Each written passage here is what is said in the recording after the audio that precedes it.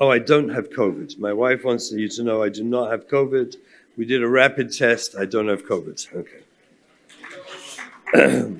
But I probably have the flu. And I just want to say that normally I stay afterwards to discuss Nakudas with everyone.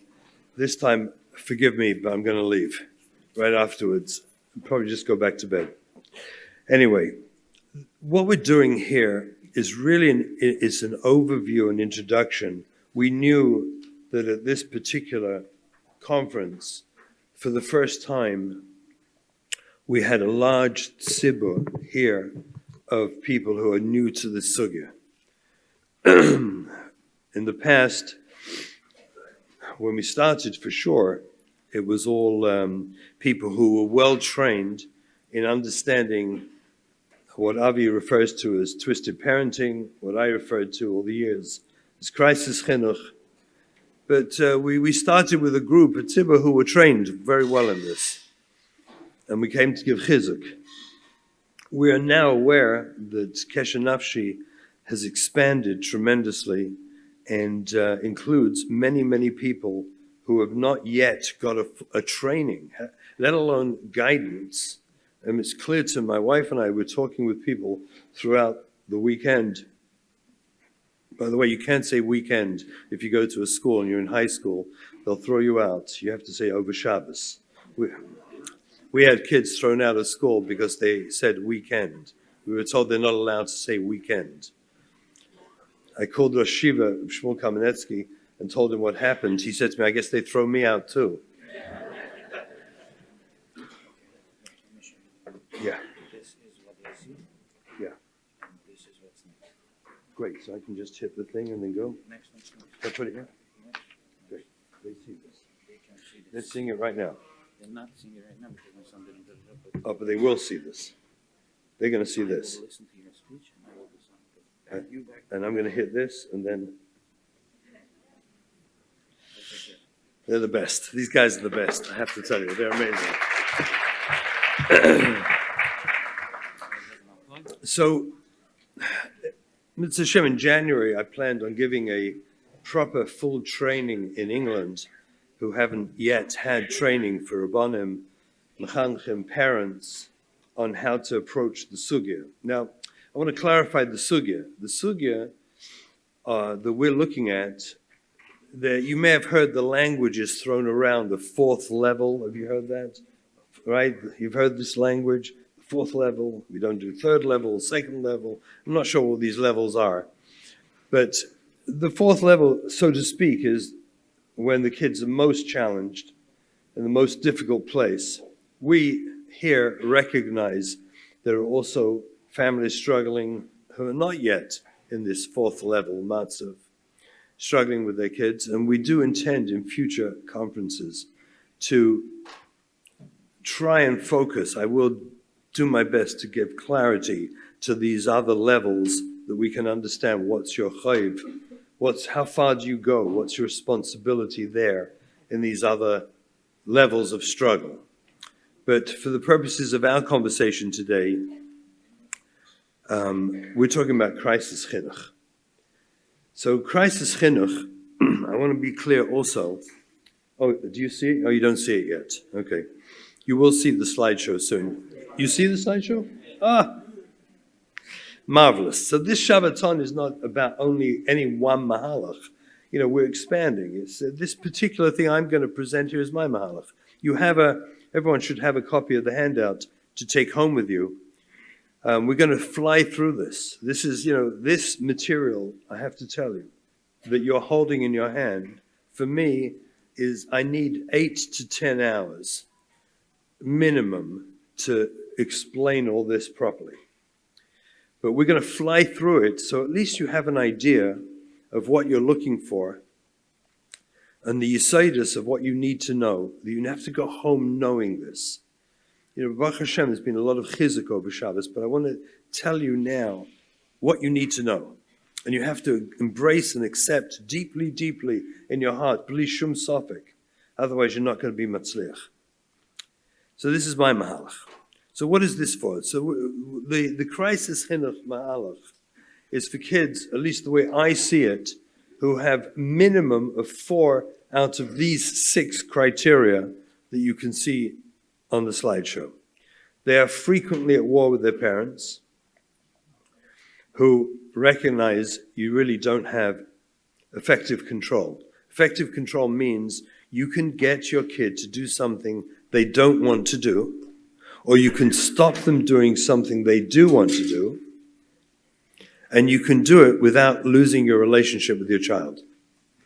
Does that make sense? That's called effective control. We can all have control, but it's not effective if it ruins your relationship with your kids. And I don't mean they're going to get upset tonight and then tomorrow morning everything's fine.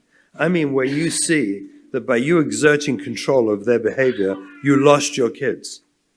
They disconnected from you. Effective control is where you maintain a relationship with them, despite the fact that you've interfered with something they want to do. You stopped them, or you made them do something, and it didn't hurt your relationship, which is, in regular chinuch, what we all do. That's what happens. We get our kids to brush their teeth. We have a bedtime. We can stop them going out late at night, and they may be a little bit upset, but tomorrow they're close with us and love us, and we love them. Everything's fine.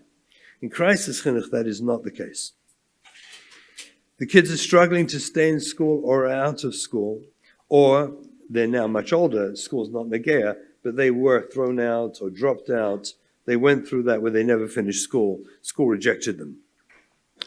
They stopped eating kosher, stopped keeping Shabbos, they do drugs, and sexually active.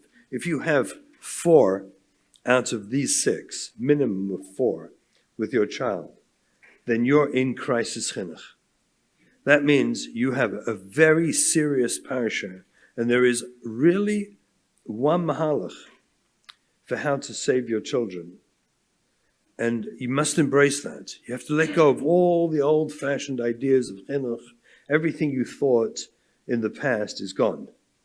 You've crossed over a line where we're now doing something different. That's why I call it crisis chinuch.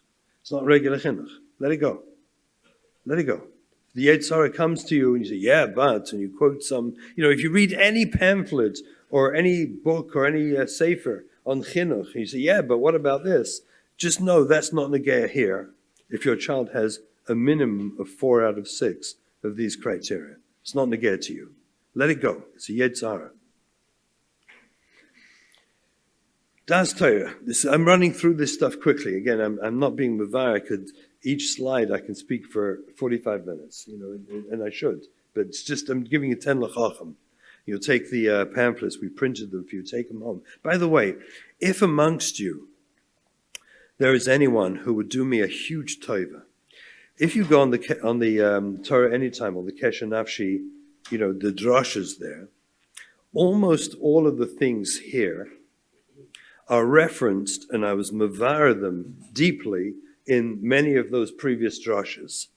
I would be so grateful if someone would take this pamphlet and go through those drashas and give me the Mara Mekaimis in those drashas.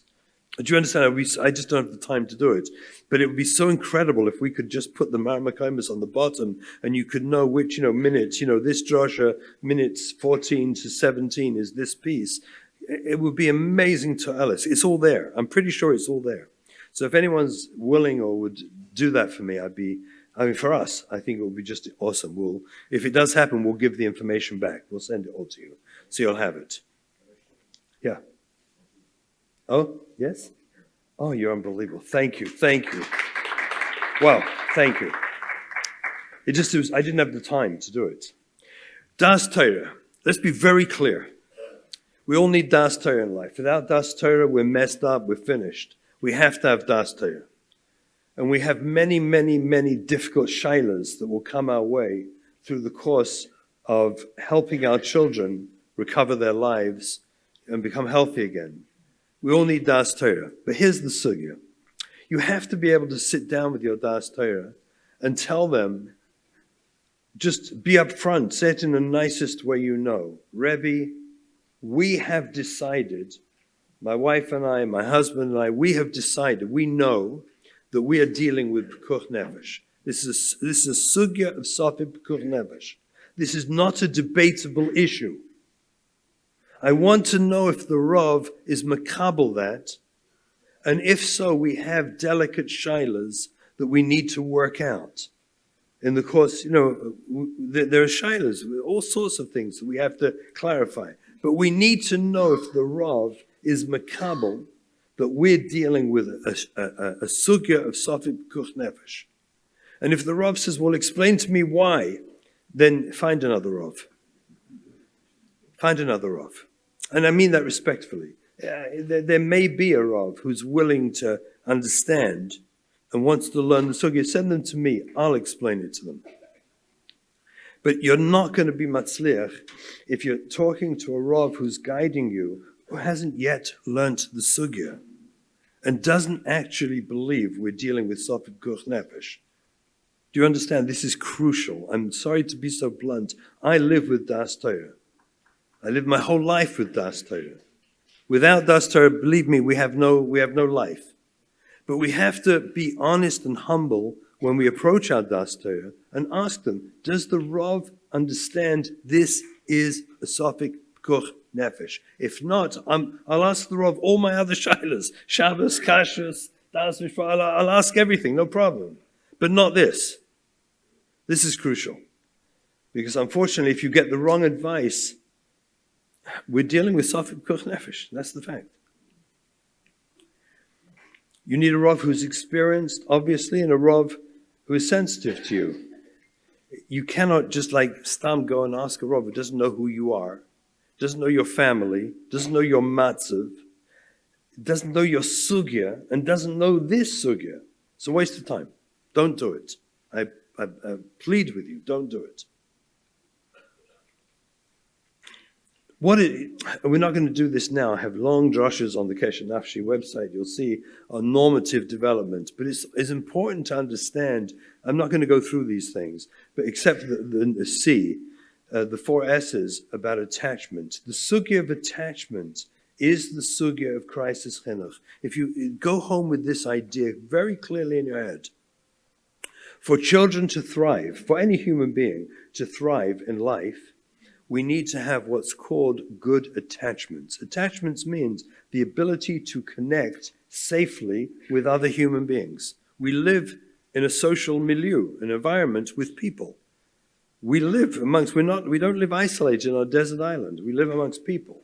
Therefore, we have to learn and know how to connect in a safe and respectful way with other people. Children who, unfortunately, I know this happened to our older children, who, because of the struggles that we went through, who had impaired attachments. They didn't have bad attachment, but it was impaired. It was damaged attachments. The sugya of crisis chinuch is to repair attachments. Do we understand that? That's the sugya. The whole goal here is to repair the attachments.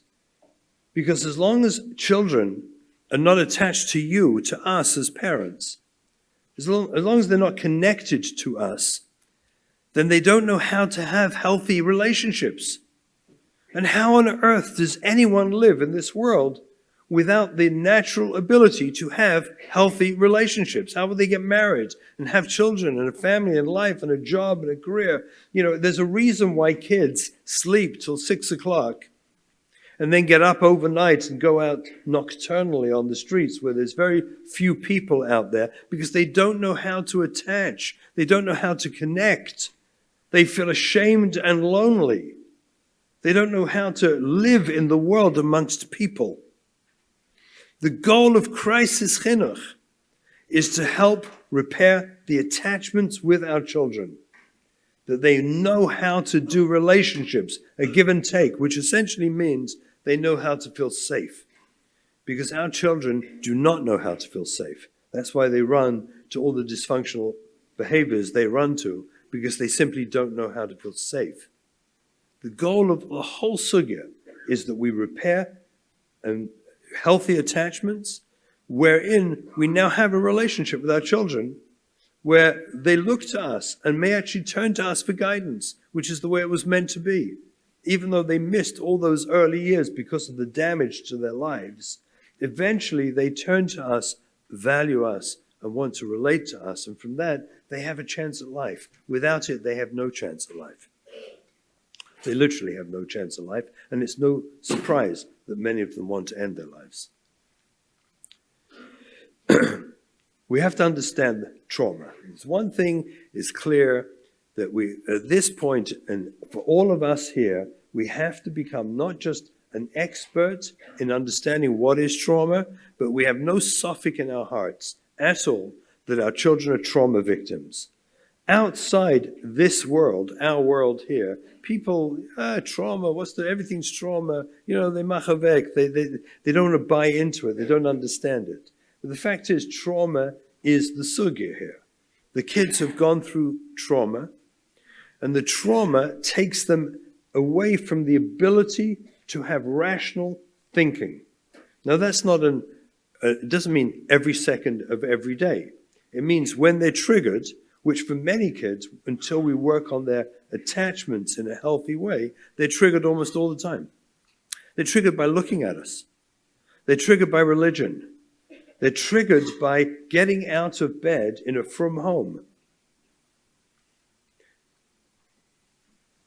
Let's understand what it does. You don't have the colored pictures, I'm sorry, but take a look at the colors here. You don't have it there, unfortunately. But look at the dark green on the front, the executive state, prefrontal lobes. That's the place we want to live in, to think, to be rational. And I'm going to show you what that means in a moment. A person who's triggered in a trauma state, so to speak, I'm going to use this language, they go offline. Offline means they go into that blue area, the emotional state. And if you continue to get triggered and they go into fight and flight or freeze, they go into the red area, which is the survival state. In the survival state, there's only one thing that counts. I want to live. I want to survive. And I don't care about any of your needs, feelings. That's why kids will look at you when they're in the survival state, their own parent, and curse you out at the top of their lungs, using vile curse words, screaming at you. Because when they're in the survival state, they have one thing that's happening in their brain. And the one thing is, I want to survive, and I see you as a threat. When you sit at the Shabbos table, and you see this very much with the level 2 and 3 kids. Because level 4 kids, we already know they wouldn't be at the Shabbos table, so we wouldn't have the whole shaila is not a shaila.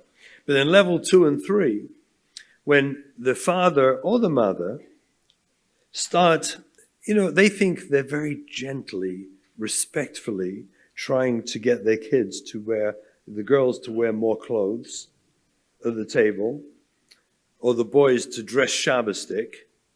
And what we're so unaware of is all we're doing is putting them into a trauma state, because religion is their trigger.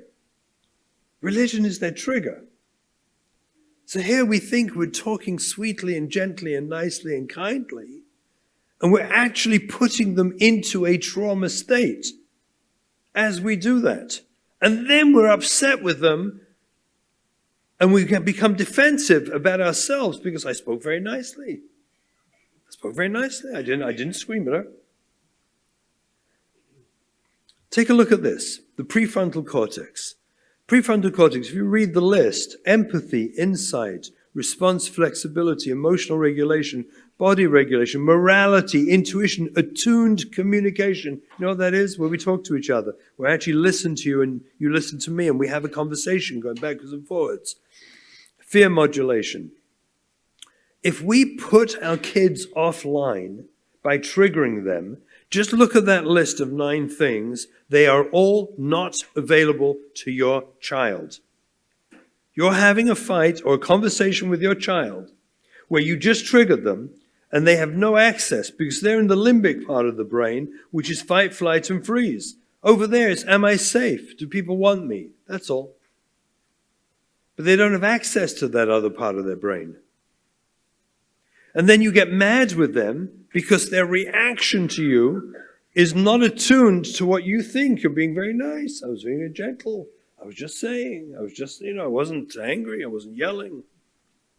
But meanwhile, you just put them offline.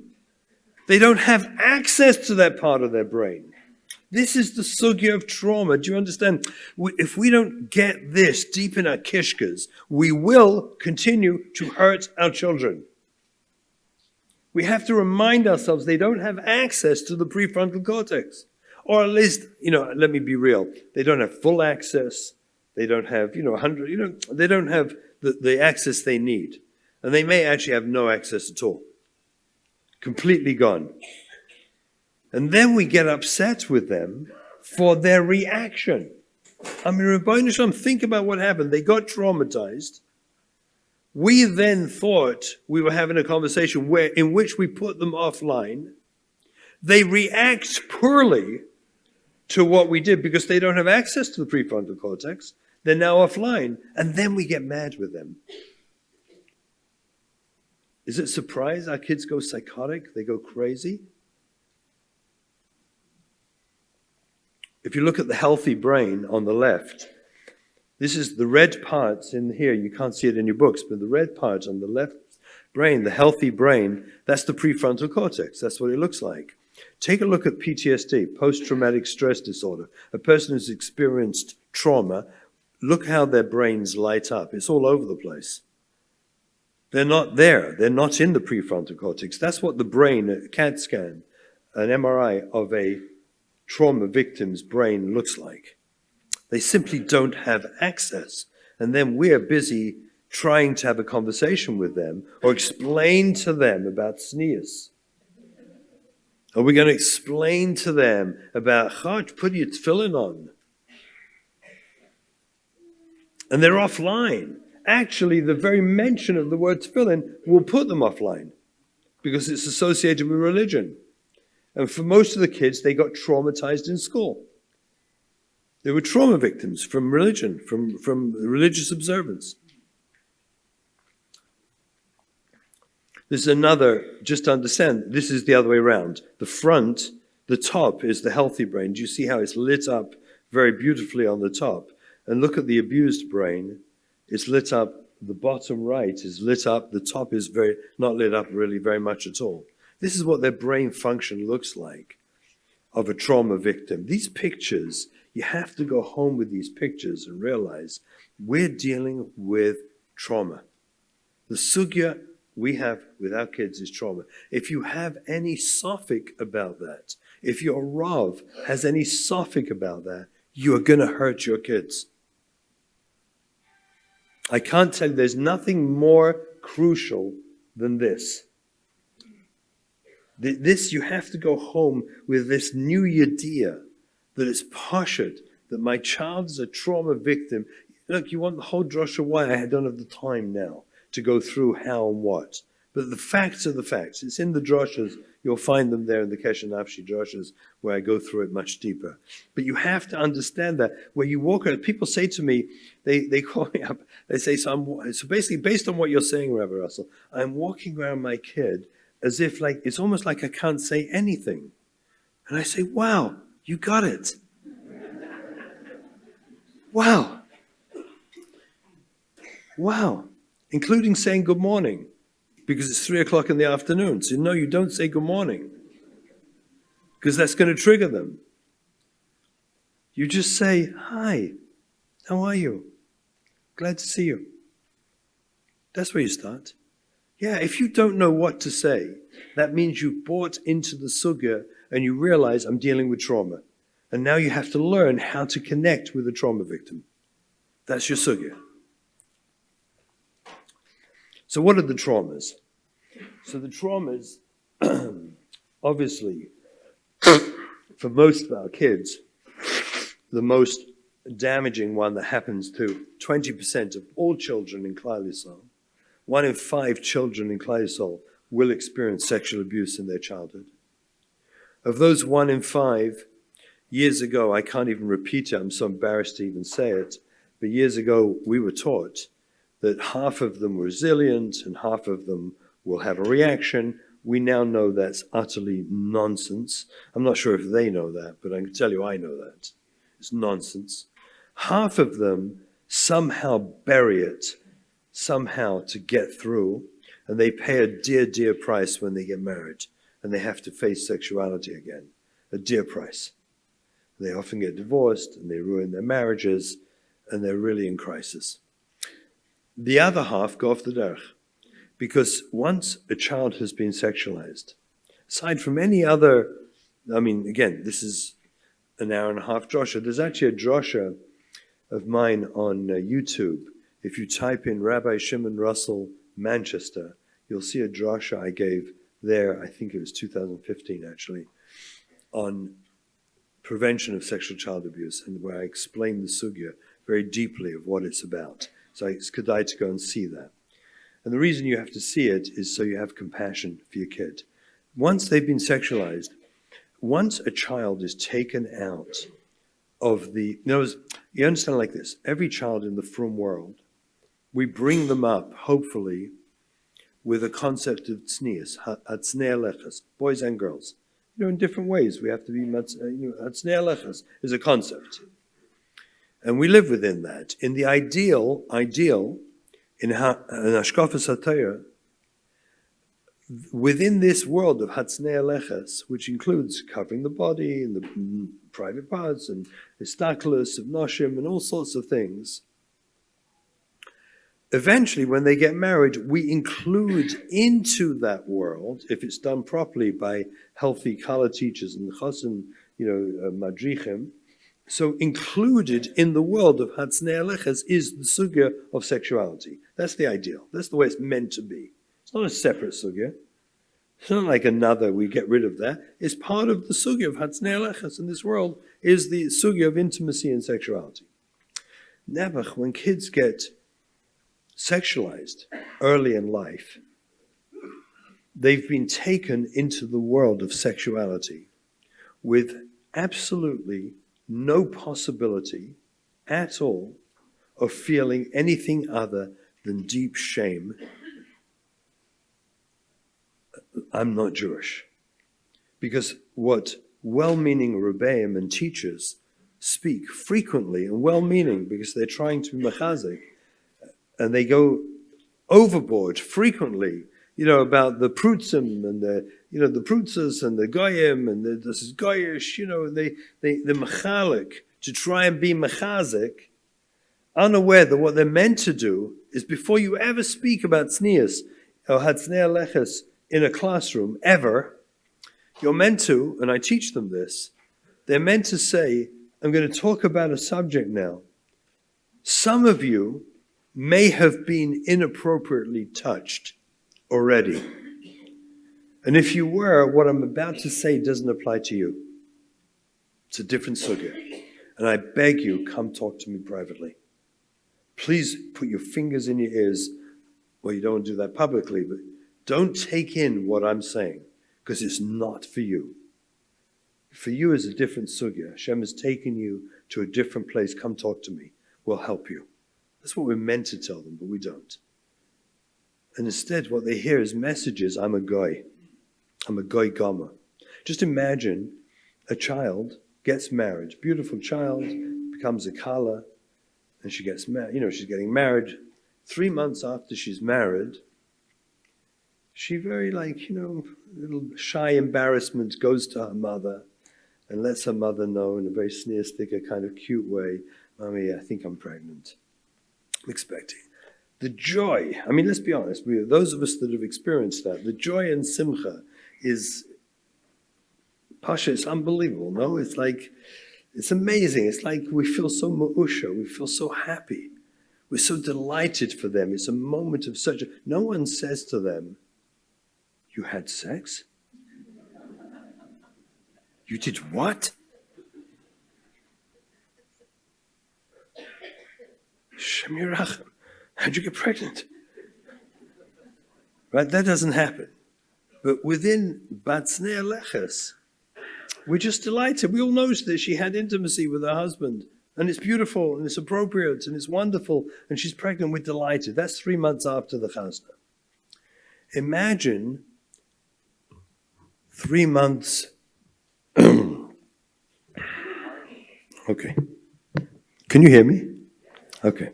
Imagine 3 months before the chasna, she comes to her mother and says, Mommy, I think I'm pregnant.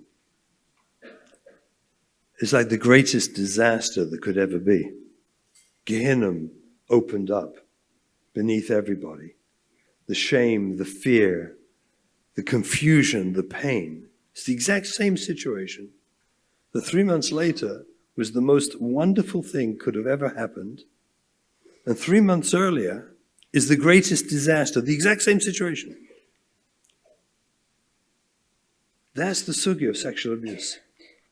Sexual abuse has no possible outlet. There's no possible way. We cannot be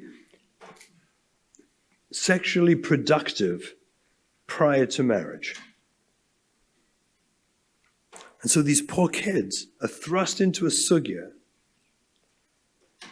where you can't put the genie back in the bottle. You understand that? You can't put it back in. Once they've been exposed, they've been exposed. They can't turn that off. That feeling, that need, that desire, even against their will. They didn't want it. It's something they're going to struggle with, to make sense out of, to be safe with.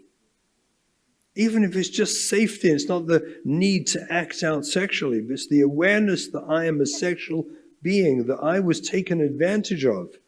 And I'm terrified of the world now. Terrified of men, of people, or whatever it was. It's so profoundly destructive. And there's no way to repair that. To put them back at least to the matzav they were in before. They have to live with it, deal with it, work with it. And then we find our daughters who start dressing like, inappropriate. And what's our reaction to it? Anger. Frustration. How are you doing this to me? So you get inside the head of a trauma victim who's been sexualized, and the response they see from their parents is, how could you do this to me? Dress this way. Whereas all they're doing is reacting to what has happened to them. They're already a trauma victim, and then we imply, how could you do this to me? The real answer is, how could you have not protected me? You were my parent. Where were you? And you're angry with me?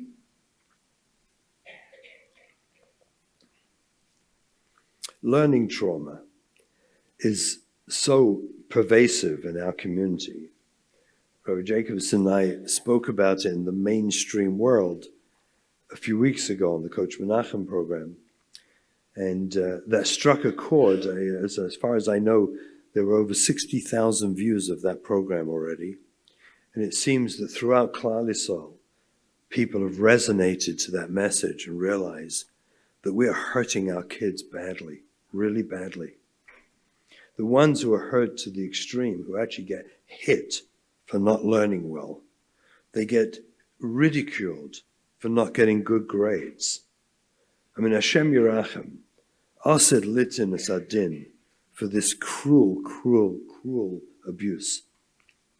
It takes them away from learning, takes them away from davening. I mean, what do they think they're going to achieve by knassing kids if you don't daven properly or you don't follow properly? You've just created an association between davening and fear. Why would anyone want to learn? I had rebbes who punished kids for not paying attention by having them write out large pieces of Rambam. Like, why did they hate the Rambam so much that they're going to ruin everyone's relationship with the Rambam? It's such a crazy world. Learning trauma is profound. I have adults who I told you, I mentioned, I have a shul that wants me to come and do, like, you have SA, AA, NA, OA. They want me to do SHA, Shul Anonymous. I should meet, a shul was opened for the express purpose of helping people who don't want to go to shul. Men who realize, I want to get it back, but I don't know how. They have a talking section in shul, they have a smoking section in shul, and a coffee section in shul. And I think there's a section for davening too somewhere. I think. I'm not sure. And they called and reached out to me. I'm going to do it. I have no suffix, I'm going to do it. Because I feel for them so deeply. They want a group to overcome what happened to them, to get it back. Men who want to go to shul and can't. They walk in there, have a panic attack. I fixed one shul. They had 2 sets of 3 seats together, and they didn't have great attendance. I said, I'll tell you why. Because no one's going to sit in these seats. All the traumatized people will never sit in the middle. And I said, why don't you split them, have narrow aisles, so no one is more than 1 seat from an aisle. And guess what? The shul filled up. They were dealing with trauma, and they didn't see it. It was when I walked in, I saw it right away. This is any trauma victim would not come and daven. And a learning spiritual trauma victim will probably not daven in your shul. Or if they get there early, they have to get only an end seat or a back seat. These are real serious issues. And then the whole list of de facto, what are essentially learning disabilities, the bullying, the physical abuse, all sorts of abuse that happens to kids, and problems and issues that simply prevent them learning well in a system that says you only have real value if you're a good learner. I mean, Hashem Yerachem, you really think HaKadosh Baruch Hu wanted that? I guarantee you not. Makes absolutely no sense. You only have value if you learn well? And perhaps you weren't gifted to learn well? How could that be? So we have kids who are dealing with all sorts of trauma. So how do they typically react to the trauma? Well, by the way, does anyone have any idea when I'm meant to stop? Okay, until someone tells me to stop, I'm going. Is that fair? Okay.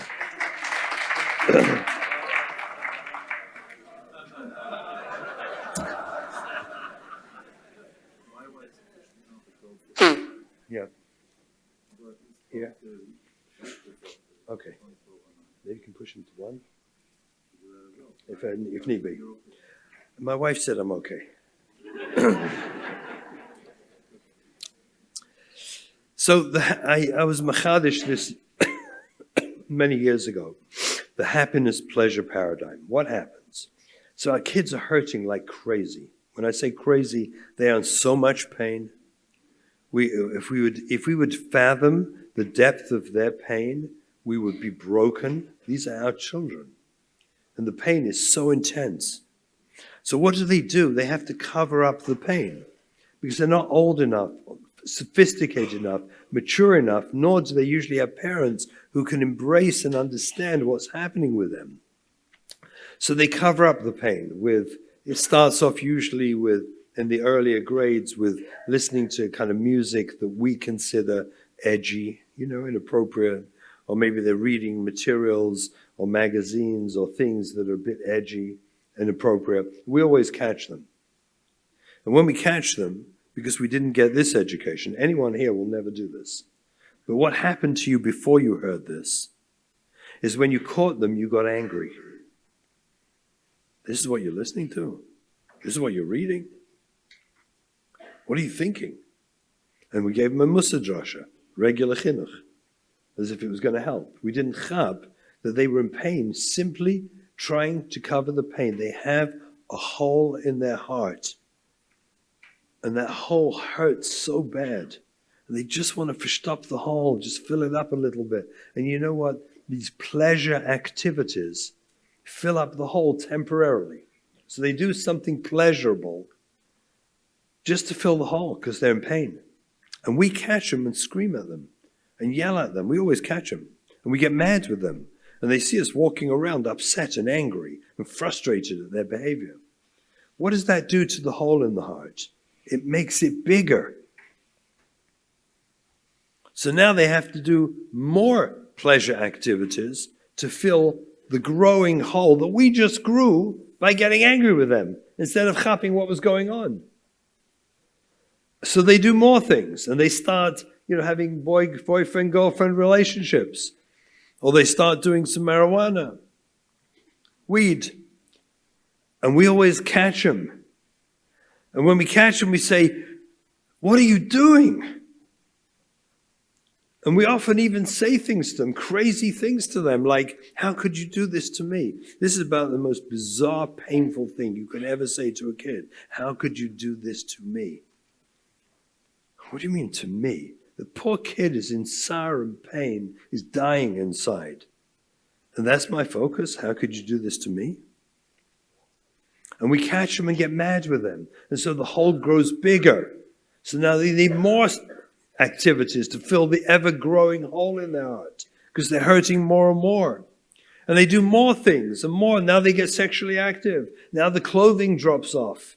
And they start dressing like very prutzadic and who knows what they're doing. And then we catch them and see them and we yell at them. And before we know it, in a very, very short amount of time, they go off. And this Beis Yaakov girl is now a prutz on the streets. What's going on here? What happened? We caused that. I'm telling you straight, we caused that. Because we didn't chap when we saw it what it was. We didn't realize what it was. Had we realized right away, had we tuned into it right away, it's possible that we could have stopped that process. What is crisis chinuch about? It's reversing that process. Listen carefully. Because if you understand this lamdas, it frees you to do this. Because people think we're mad.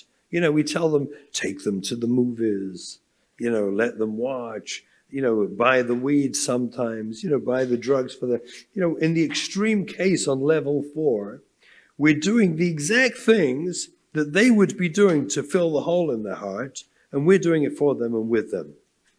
Understand the lamdas. If you can chap this, you have the sugya. What we're doing is saying, you're not defying me and separating from me by doing this stuff. Ima anechi b'tzara, I'm with you. I get you. You're in pain and tsar. I'm with you. What do you think that does to your relationship with your child? Obviously, it begins to repair your relationship because your child begins to realize my parents are getting me, they understand me. So what happens to the hole in the heart? It begins to shrink. And then you do it again, and it shrinks more. The only difference is that the going off with the hole in the heart takes about 3 months. Coming back can take about 6-7 years.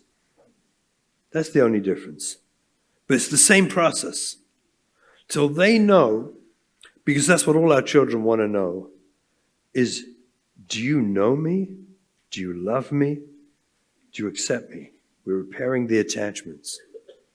If we can repair those attachments, that's why we do the very stuff they're doing anyway. We go with them.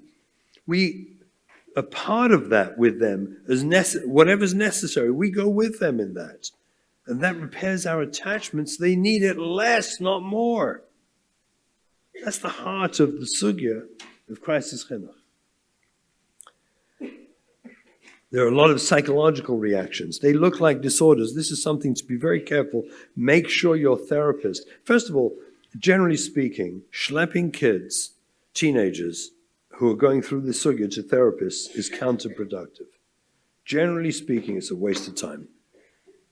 Unless you have a meshunadik, unusual therapist who has deep havana in this sugya, stam going to a therapist is a waste of time. Waste of time. And dafka going to psychiatrists is a bigger waste of time, forgive me. Because they will look at the diagnostic criteria and they'll misread your child and put them on medications and all sorts of things, create all sorts of problems that don't exist and aren't true. They're simply not true. They look like it. ODD is the classic example, oppositional defiant disorder. Right? Every one of these kids is going to look like oppositional defiant disorder. That doesn't mean to say that's who they are. When they were in their stage of ODD, they look like ODD. But if you love them enough and accept them enough and care for them enough, they become these sweet kids. And all the ODD rubbish disappears. It's gone. Because it never was ODD.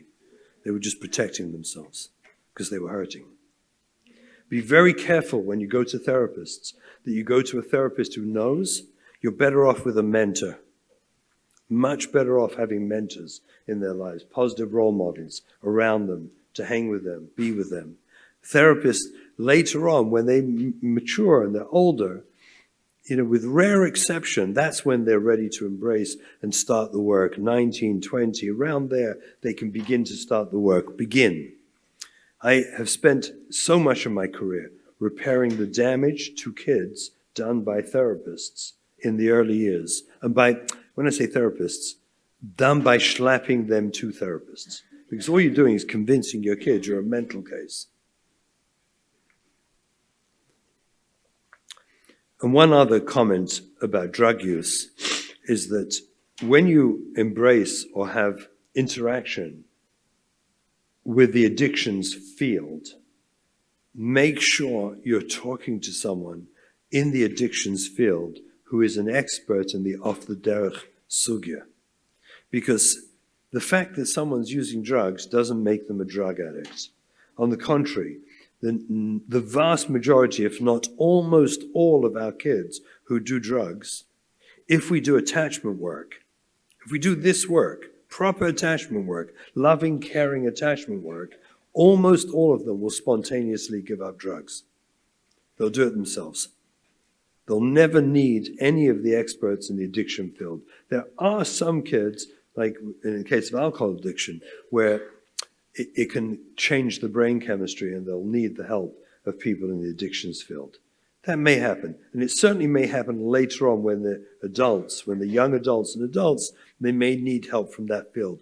But in the early years, it's the attachment work is 1,000 times more effective than any of the work the addictions field will offer you.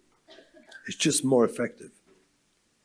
And on the contrary, what we do if we go the other route is we find ourselves convinced that our kids are addicts and then we focus on the drug. Because in the addiction field, the drug is always primary. You've got to heal the drug, get rid of the drug before you can do anything to help your kid. In the crisis chinuch world for teenagers, the drug is secondary.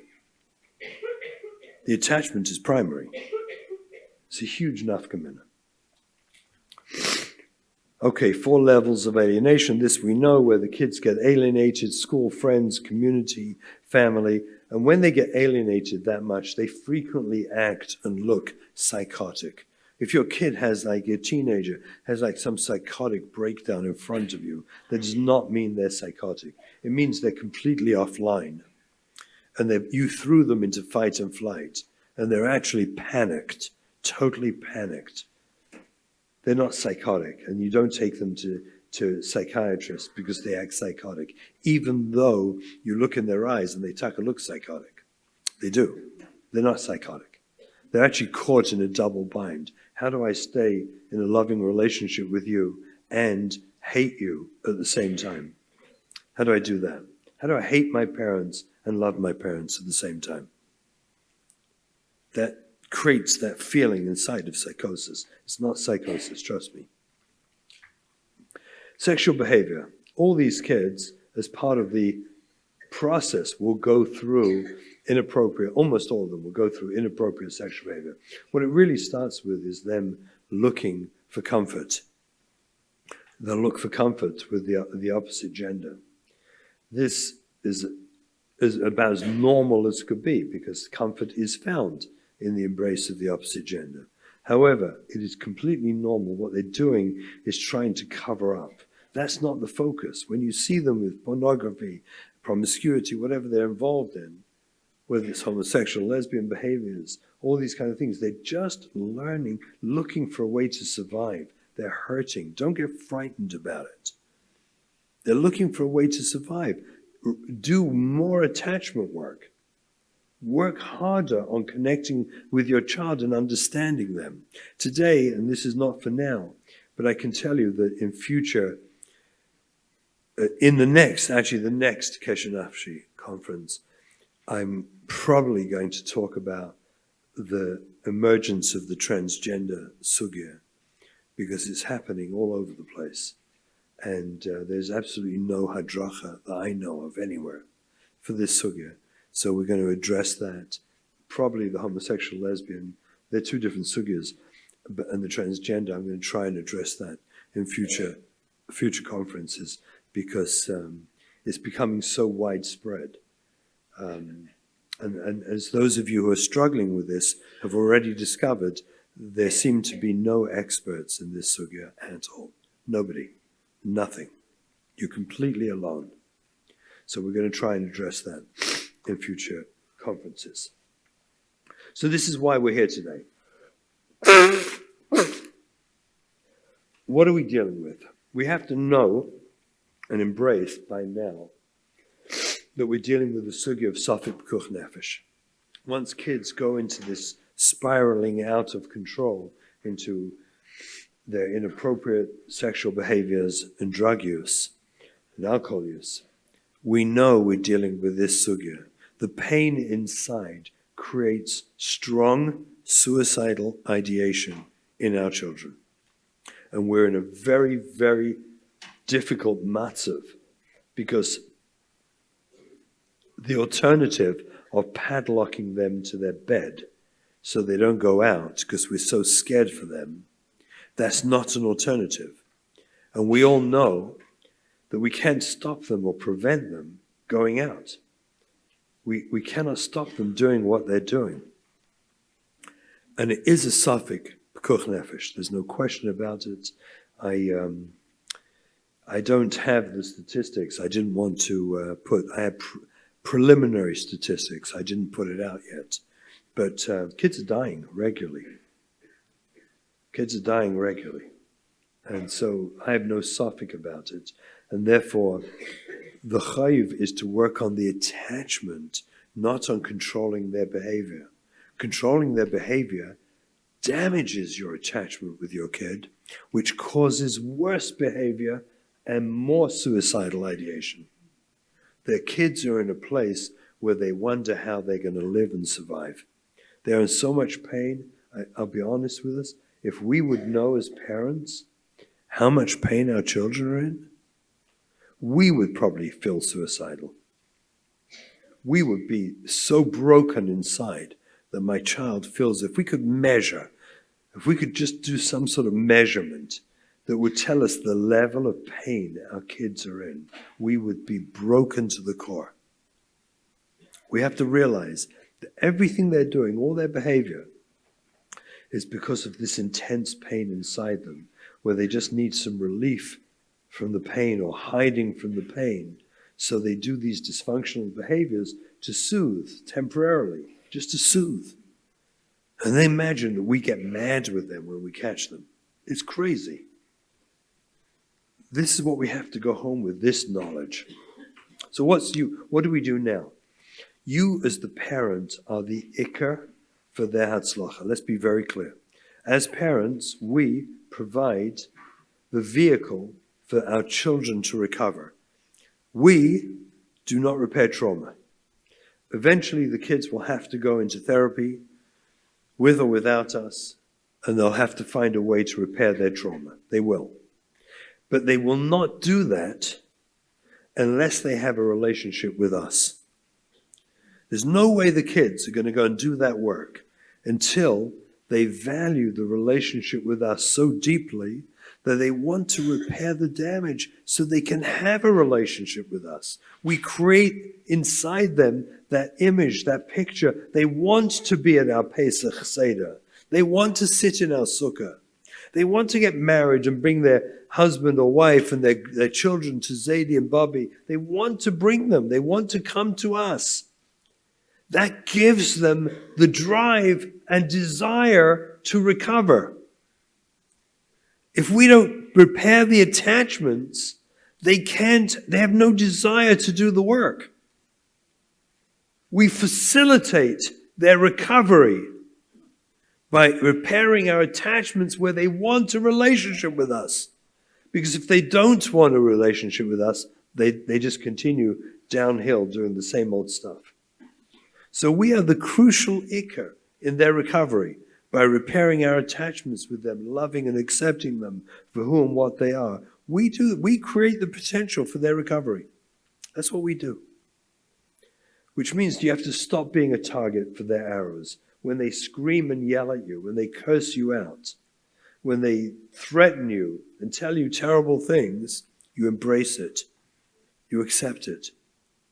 And you stop being a target by acting in a way where, Shefala, do you think you could, just don't do it. Let it go. I will say this, and I think I'm right, that if you have incredibly, unbelievably good attachments with your kids, you may well earn the privilege and right to ask them to do you a favor, to behave in a different way they would like to under a special circumstance. If you've really repaired the attachments, they'll do it for you, gladly. But until you've repaired the attachments, they are who they are. They need to be accepted the way they are. That means you make a chasna, and they come dressed like a brutza to the chasna. You tell her, you come any way you want, honey. You're our family. She'll never know she's loved by you till she walks into your family simcha, dressed like a prutza, and you dance with her and love her the way she is. She'll never, ever know you really love her. Impossible. It's just not doable. Until he comes to the chasna in his shredded jeans. They actually sell them like that, you know that. They shred them, they're sold shredded. I thought it was crazy, but there it is, apparently. Until he comes with his shredded jeans and his, earring and no yarmulke, and he walks into the chasna like that, and you dance with him and love him and accept him. Until that happens, how will you repair the attachment? That's an opportunity. That's an opportunity. And yes, does it take a lot of gvura from us?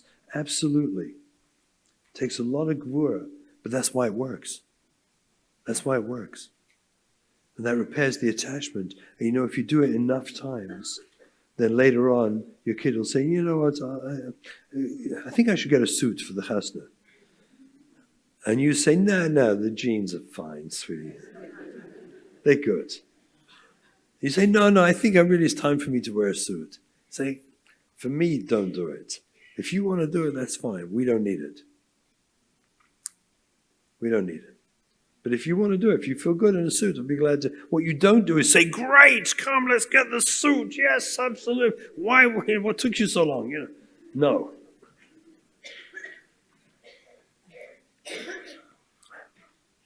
The 5 stages you will go through on your journey. This is I do this in a couple of the drushes, but these stages everyone goes through: the denial, anger, bargaining, mourning, until we get to acceptance. You have to go through the stages. You can't avoid them. They're all part of life. We all go through them. And you'll see, we'll give you I know I've spoken about this at length in previous drushes, but you have to go through these stages. And you have to go through mourning the loss, that this picture, image of what you thought your child was going to be, isn't going to be. And then you can accept who she is or who he is. And you can have nachas beyond belief. Beyond belief. I can tell you my wife and I know we wouldn't trade the cookie cutter kids for our kids.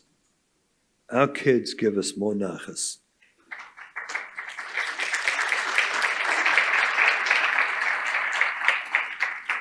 And I want to tell you what that nachas is about. It's not about them. It's not something I gain. The nachas I get is watching them working through their lives, being mature, dealing with life, confronting life, growing from life. There's so much nachas in seeing them working out how to be a wonderful person. It's worth everything. And it's certainly worth more than, what can I say, the cookie cutter kids that we take credit for as if somehow we produced that. We didn't produce it, trust me. You have to let go of external control if you're going to gain internal control. This is a klal gadol in the whole sugya of attachment, of reattachment. To the degree with which you give up external control, you gain internal control.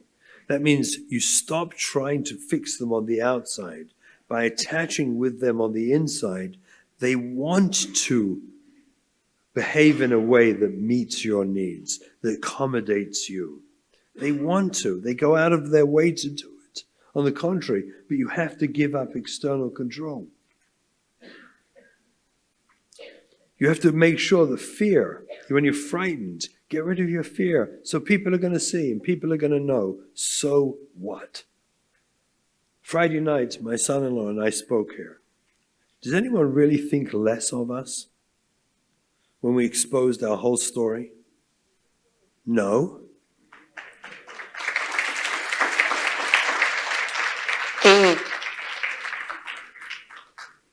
Now, I know that. I'm convinced of that.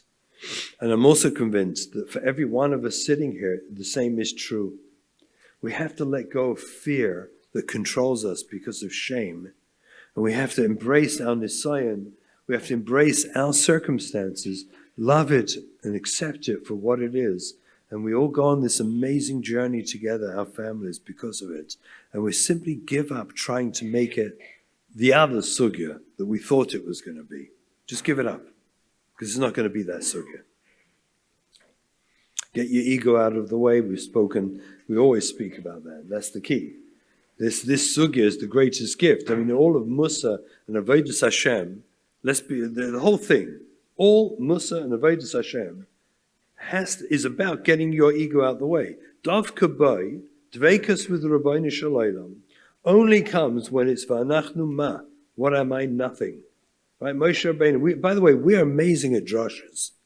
We give great drashes. We simply don't live them. It's so strange. In this sugya, we get the chance to live it. Because the feeling of being ephes, of being nothing, our children bring us to that place beautifully. They take us to this feeling, which is really the essence of all of Avodas Hashem. That's Moshe Rabbeinu. Right? That was his godless and greatness. There was no Moshe Rabbeinu. And we say drashas on this. Am I right or wrong? We say amazing drashas on this. And it's only us, with our sugya, that get a chance to live it. What a bracha. What a bracha. And to do that, you have to stop worrying about all the neighbors and friends and relatives and all that rubbish. It's all rubbish. Trust me, it's rubbish. And when they come and they tell you, how could you let her do that? Try and be polite.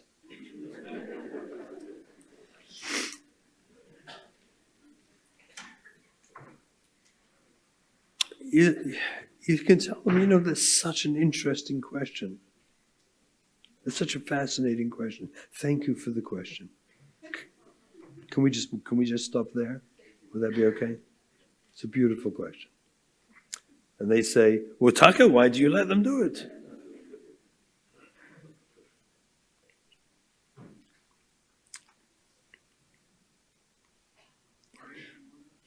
No, that's fine. I got it. Thank you.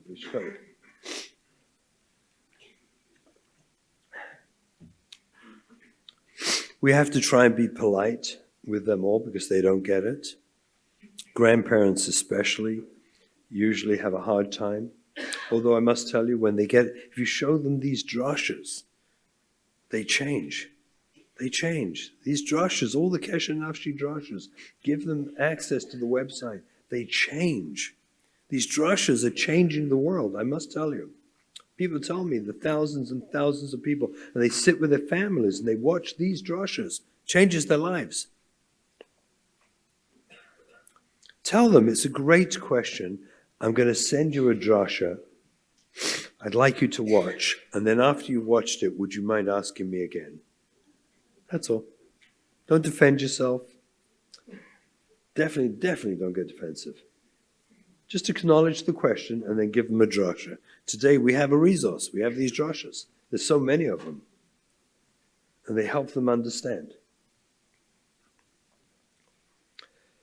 Kesher Nafshi was built, the name Kesher Nafshi, based on the Balaturim, the famous Balaturim by Yosef, where Yehuda is trying to convince Yosef to let Binyamin go home, go back to his father, and he gives two pshatim. He said, Monashach, Lu Yitzur, he stole the Geviyah.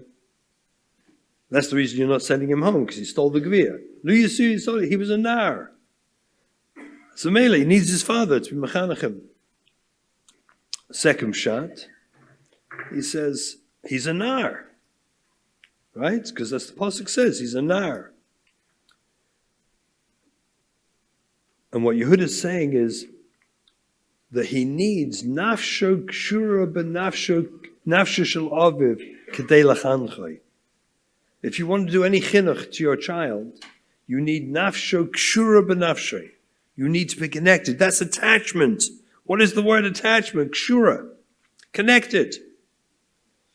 You cannot do any form of chinuch without connection. There's no rules without relationship. We have to get reconnected to our kids where we embrace them where they're at. And dafka through their defiance is how we get there. By embracing them when they're defiant. What we're doing here is repairing the attachments. Religion, forget about it. That will come or not come. We'll see. It may come a year later, 10 years later, or never. I don't know. We'll see. That's their journey. Our job is to reattach to our kids, because by doing so, we create the potential for Kol Yachol. But if you focus on when are they going to be from again, you already missed it. That's their journey. It's not our journey. Every individual person, Kadosh Baruch Hu said in the Torah, "Uvacharto b'chaim." I once gave a drasha. I was actually in Skver. I nearly had a panic attack when I gave this drasha. They invited me to give a drasha on chinuch in Skver in English. Can you imagine? And I thought I was going to. It really happened. And I thought I was going to have a panic attack. But I said, you know what? Let me just say and see what happens. I had a whole dais of Dayanim and Rabbanim. And I said, I want you to know the Torah mitzvahs is optional. I thought they'd kill me. I said, the Torah says, Uvacharto b'chaim. HaKadosh Baruch Hu says, here's the schar, here's the einish, here's the right things, here's the wrong things, here's what you should do. I call them chiyuvim, that's what you should do. Here's what you shouldn't do. But bottom line is, I'm going to leave it up to you. It's your choice. It's optional. That model, which I believe is the essence of being human, is we're not forced. We choose. The nature of being a human being is to be a boicher, a person who makes choice. That is the essence of humanity. And when we force our children to do things, they're not a boicher. We take away their humanity. In our sugya, to give them back their humanity, we let them make their choices.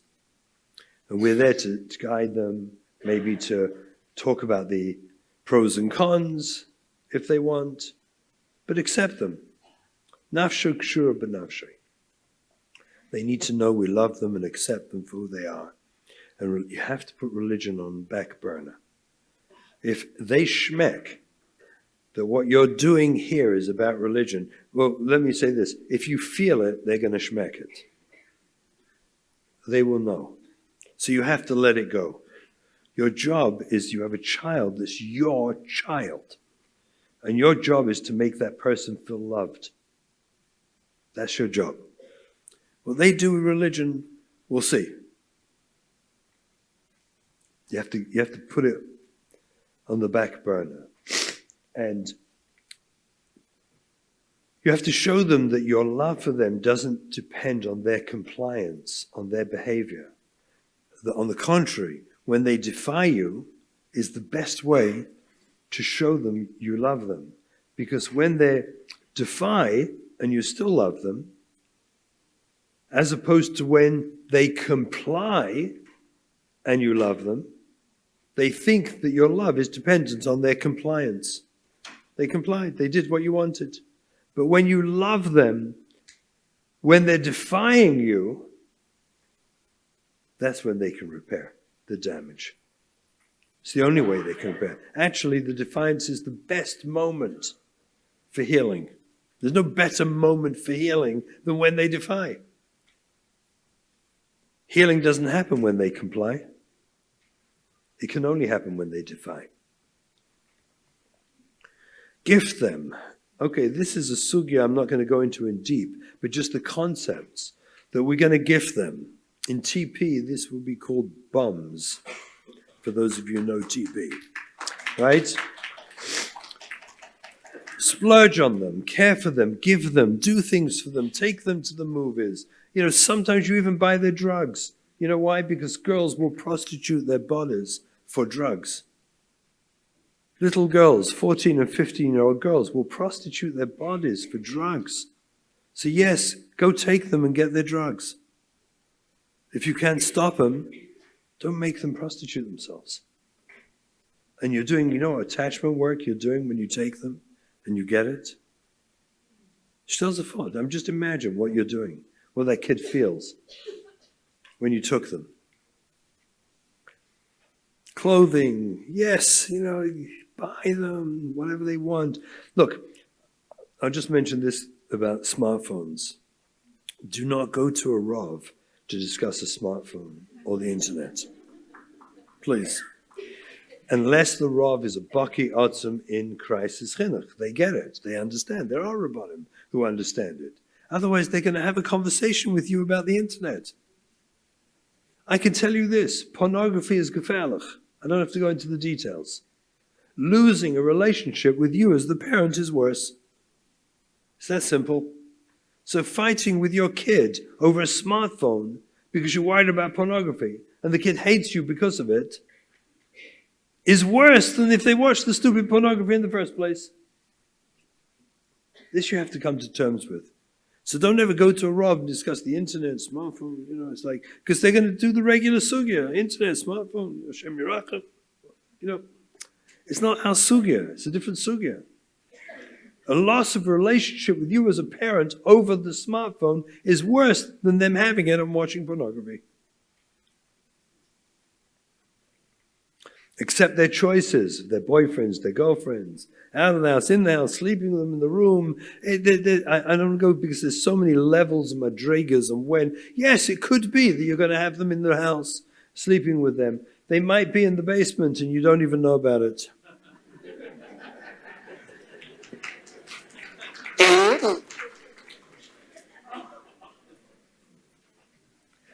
And if you do know about it, pretend you don't.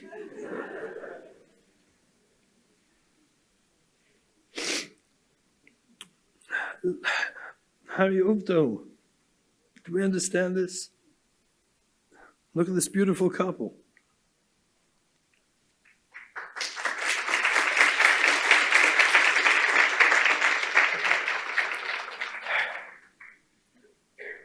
Be in touch with your own emotional reactions.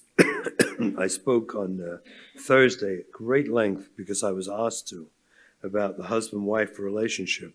We need desperately to support each other to make this work. Our kids need to see us on the same page. So I miss out the technical details of being on the same page. But remember, if repairing the attachment is creating internally, unconsciously, in our children, a desire to want to be at my Shabbos table, at my Pesach Seder, at my Sukkah. If I'm repairing that attachment, then you have to make your home a safe place of love and acceptance, where they would want to be more than anywhere else. That's why we have to work on this more than anyone else. Distance yourself from very non-supportive, uneducated therapists, rabbanim, friends, relatives, mechanchim, etc. If they don't know the sugya, be polite, but don't go back. Don't go back. Including relatives. Be polite, but don't go back. Don't discuss this. Because they're mazik you. And most of all, get psychological or spiritual help to battle your own ego. How many people are still feeling, yeah, but, once you have that yeah, but feeling inside, you got to get rid of that feeling. Totally gone. Because all this that I'm saying today flies against the principles of chinuch habonim, kavyasan as it was, derech yisrael saba, right? This, everything I'm saying goes against the program we have inside. So you just simply have to divide your brain in half. There's a sugya of regular chinuch, which you're welcome to do with your other kids if you want to. And there's a sugya of crisis chinuch that belongs over here. It's two sugyas. But don't mish the sugyas. And if you find books, there are books written on parenting and chinuch where they don't separate between these two sugyas, put the book in Geniz and Seamus, get rid of it. When I read such books, they make me incensed, enraged, because they're so misleading. Any author writing about chinuch has to state, is this regular chinuch or is this crisis chinuch? They're two sugyas. You can't mish them. You find a book like that, get rid of it. And all the great, these pamphlets that run around, I don't want to mention anyone's name in particular, but from Rabbonim, mostly deceased, and the people put out pamphlets in their names about chinuch. These are not for us. They have nothing to do with crisis chinuch. Nothing. Don't read them. They create bilbul amayach.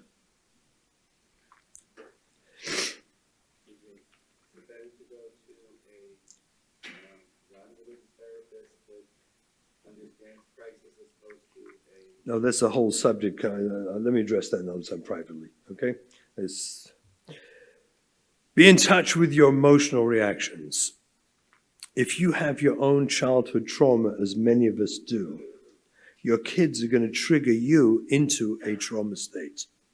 And when they trigger you into your trauma state, you cannot do attachment work because you're both running from each other to survive. You're both in fight and flight. When you know you have your own childhood trauma, you have to treat it. Go into treatment. Deal with it. This is a chayiv kadosh, because there's no way you're going to reattach with your kid if you're still reacting to your own childhood trauma. You've got to deal with it. And by the way, that's not a bad thing. Think about it. And why shouldn't you? It's such a beautiful thing. Go deal with it. It will get in the way.